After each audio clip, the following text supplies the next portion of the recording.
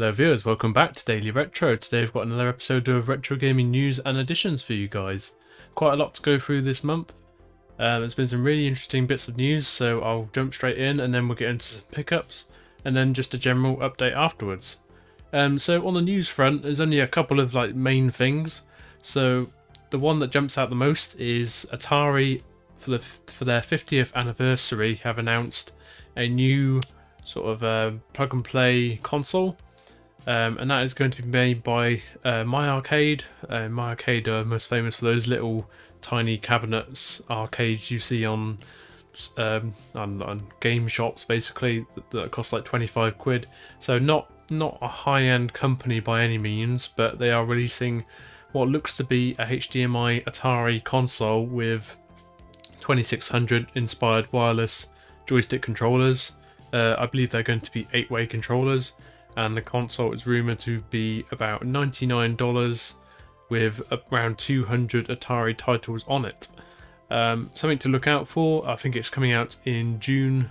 This is just speculation going on, some sort of YouTube interviews with people who were there for the announcement of that console at a recent expo. But yeah, it looks like a really interesting console and something that might be maybe a bit different to the other sort of generic Atari handhelds that you see everywhere for not much money. So yeah, it's one to look out for. And then secondly, so Retrobit have released a new controller, and that is called the Legacy GC. And this is basically a wired GameCube controller aimed at people who play on the GameCube player, or the Game Boy player even. So this is sort of a NES style controller. I'll flash up an image obviously, but this is definitely aimed at people who are playing Game Boy and Game Boy Advance and such on their GameCube, which is something I occasionally do, and I think it's nice to see brand new wired controllers coming out for any console. So it's nice to see a good company like Retrobit, who make very good controllers for things like the Saturn and the Mega Drive, to be making controllers now for the GameCube. Obviously they might release a wireless version at some point as well, so that's really exciting to see additions like that. But yeah, I'll leave a link for that down in the description if you want to have a look and maybe get one yourself. And then finally, it's just to sort of pre-warn you guys, or update you guys even. So the Blade GC has now been sort of released by Retro Fighters. I've spoke about it in previous episodes, but you can now go and buy those in the UK from a couple of distributors. I think that's Games Connection and 8-Bit Mods. They are selling out very quickly, so yeah, I would advise getting one if you do want a sort of Wavebird replacement for your GameCube. There's the Blade GC and the Battler GC, both the same controllers internally, but one has this sort of joystick configuration more aimed at Super Smash Bros, and the other is sort of aimed at other games. So yeah, look out for those controllers and definitely grab one if you want to get them, because they'll sell out very quickly in my opinion. Yeah, Wavebirds are getting expensive to get, so this is an alternative that costs half as much. So without further ado, we'll get into the pickups. So if you don't like rally games even, it's probably time to skip a little bit ahead. But yeah, we've been to Vintage Gamer and Hidden Chest a couple of weeks back as of recording, and picked up quite a few games from there. Also a few titles from eBay, and then I'll leave a link for it down in the description. But LKG interviewed me for his series Smells Like Nostalgia. It was more just a chat about my sort of gaming history and how Games Room came about. So if you're interested in listening to that, it's not something you really have to sort of watch as such. You can just listen. There is no imagery or anything. It's just a video call. But yeah, really enjoyed doing that with LKG. And then as a thank you, we were obviously talking about rally games a little bit. He was kind enough to send me a game which I didn't even have, which is a very common PlayStation 1 title, but I did not yet own. And so that is V-Rally on the PlayStation 1. And it's a really nice copy actually. It's got a few marks, but all complete inside, and the disc is literally mint. It looked like it hardly ever been used. So thank you for that, mate. And also got a note with it. I'm not going to bore you with that, but that was very nice to get a note with it as well, just to say a little thank you for coming on his series. And I'm hoping to get him on Guide Games Room soon as well, so that'll be interesting in itself. And then we move on to what we got from the game shops. So I believe that all this stuff was from Vintage Gamer. Quite a few cheap titles, so I'm not going to bore you too much with them. So that is Euro Rally Champion. Something I've not actually heard of or seen, but it just was on my radar to get, as not a super common rally game for the PlayStation 2. So yeah, I'm looking forward to trying that out. And then a couple of games that I probably won't play much more than once, but that is the World Rally Championship, the first one on PlayStation 2. And then we've basically got the 4th edition of that, WRC 4 on the PlayStation 2 as well. And yeah, these are all really nice condition from Vintage Gamer. And then finally, we've got 3 more to go. But we've got Rallycross 2.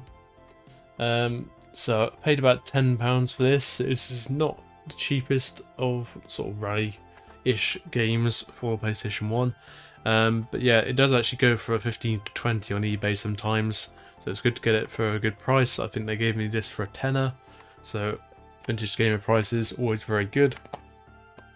And then finally on the rally front, before I get into one game that from Vintage Gamer that wasn't actually a rally game, and that is V-Rally 3. So I'm really excited to play this because I have been really enjoying the Game Boy Advance version of it. So yeah, I've heard a lot of good things about V-Rally 3, as well as the other V-Rallies. So yeah, really excited to get into that. Again, perfect condition. So yeah, really chuffed with that. And then finally, it's just another ice hockey game. Some of you may know I like my ice hockey games, and I saw this on the shelf, and it's one of those games that's quite common, but usually found in very poor condition. So that is Actua Ice Hockey. Quite a different style of ice hockey game, so it's like got isometric graphics, sort of 3D first-person views and such. But yeah, one of the better ice hockey games from what I've read from reviews. So I think it was for the 1998 Olympics this game was actually made for. So that's an interesting fact there. It has a really hefty book inside it. I don't know if you can see how thick that is, but that's a hefty PS1 manual, literally making it incredibly flush when you actually close the case.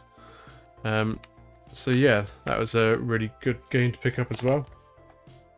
And then we just got a couple of things from Hidden Chest. So Hidden Chest is definitely going down sort of the older computer route, sort of games wise. So there's not a lot for me, but I did pick up a couple of things. Again, these are very good condition, so thank you Dana for that. So that is a PlayStation 1 Naughty Tap. I think I talked about this previously, but it was so mainly I can play Worms Armageddon in 4-player if I want to on the PlayStation 1.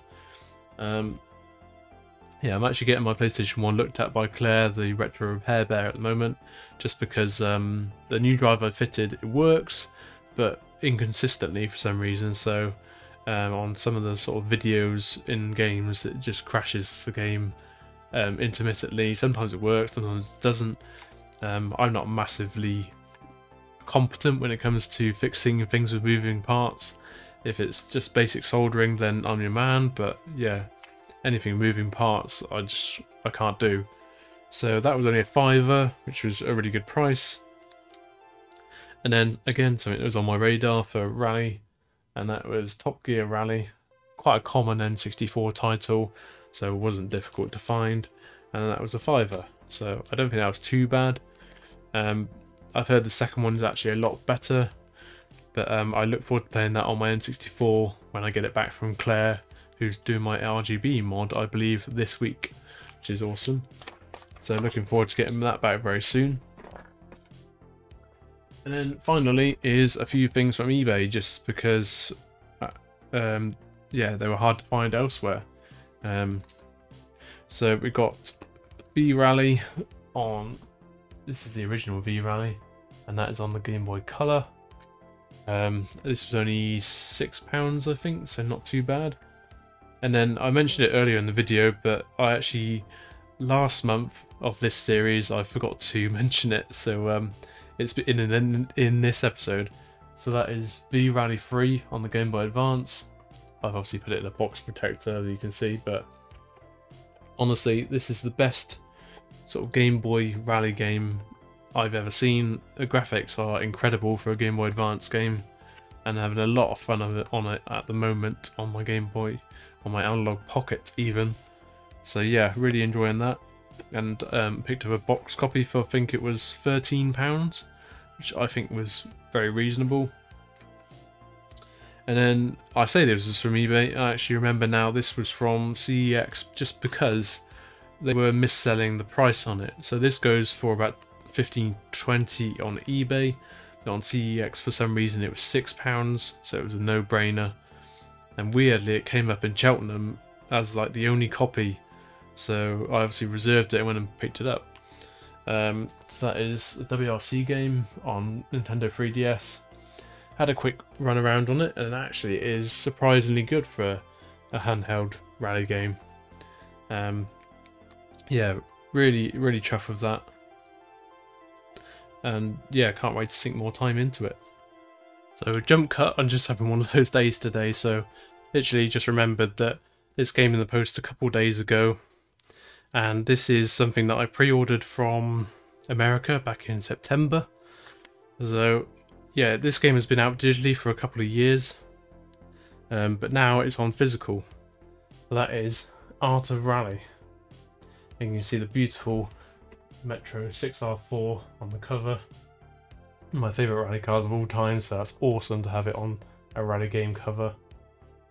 But Art of Rally, if any of you know, it's a very good top-down, sort of very beautiful isometric graphics rally arcade game. And yeah, I've honestly been playing the hell out of this since I got it. It's so fun. It does have a few sort of frame rate drops, and it's crashed on me once or twice, like during loading screens, but not actually during gameplay, so that's not as bad.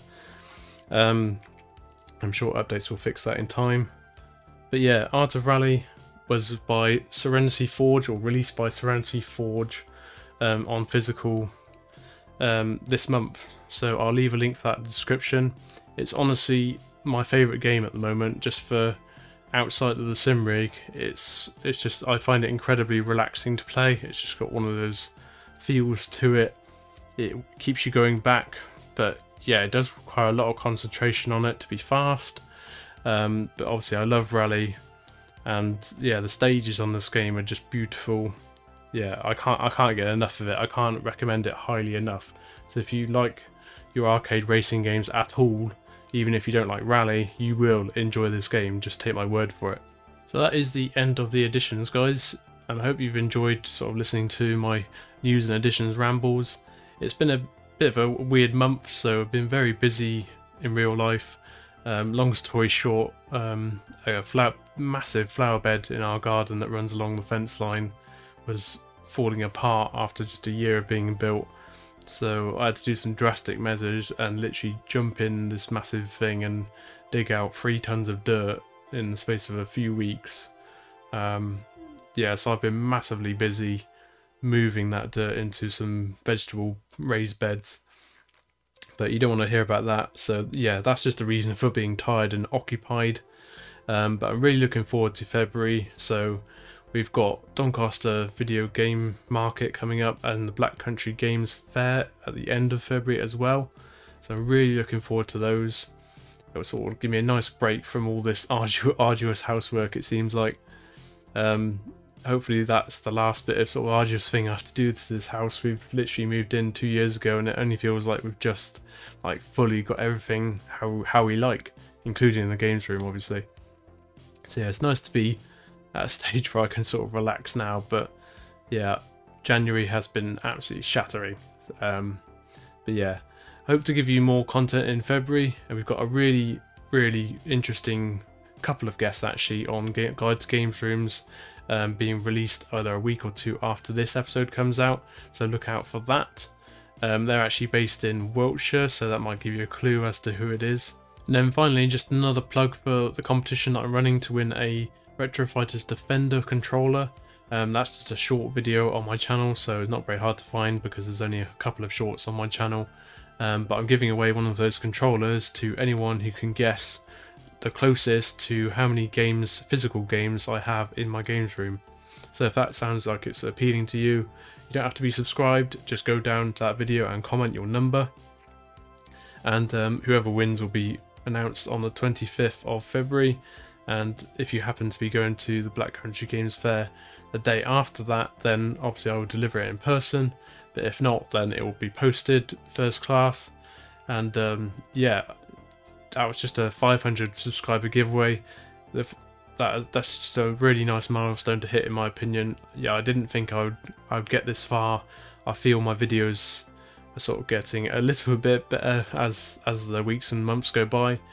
But you can be the judge of that as well. So thank you for tuning in, and leave a comment and a like down below if you've enjoyed.